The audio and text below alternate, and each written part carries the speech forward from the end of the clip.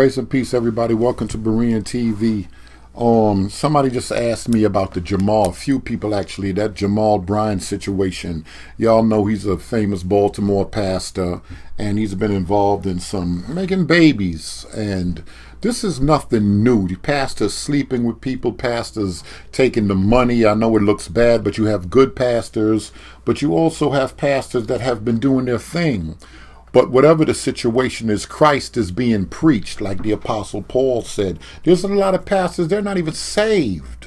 There's a lot of theologians that teach in various Bible schools across the country, New Testament scholars. They're atheists, they're agnostics, like the famous Bart Ehrman. But this is this is what it is.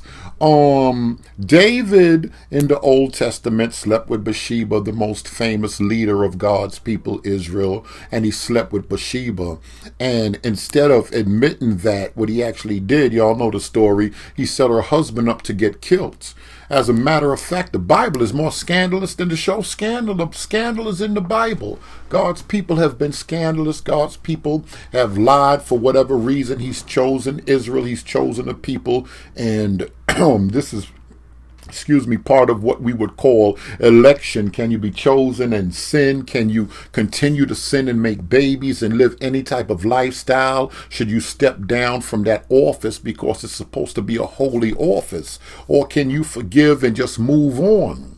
Or is just this a sign of the last days? You know that Eddie Long fiasco. Eddie Long didn't lose too many members.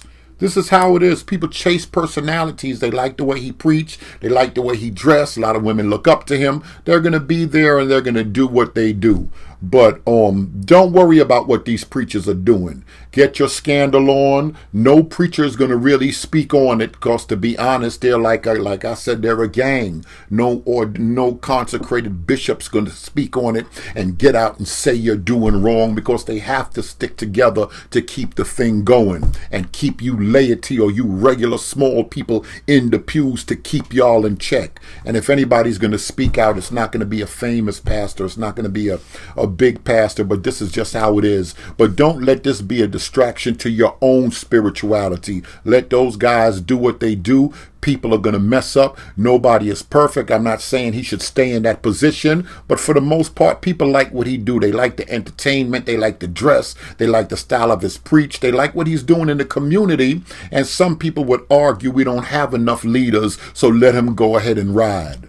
But what about the women in all this? Are women getting played? Are women being lied to? What about the children in all of this? And what does the world look to the rest of us like when it comes down to things like this? We have to be honest. We don't really hear it with imams and Islam. We don't hear it among rabbis. We don't hear it. We don't even hear it among the Israelites. So many Israelite camps, and I stay arguing with those guys, or going back and forth with doctrine and stuff, but we don't even hear it among them. Is the church out of control? It's back to that question. Deal with your own spirituality, grow, study the word, and make sure you're hearing the high God for yourself. Thanks for watching.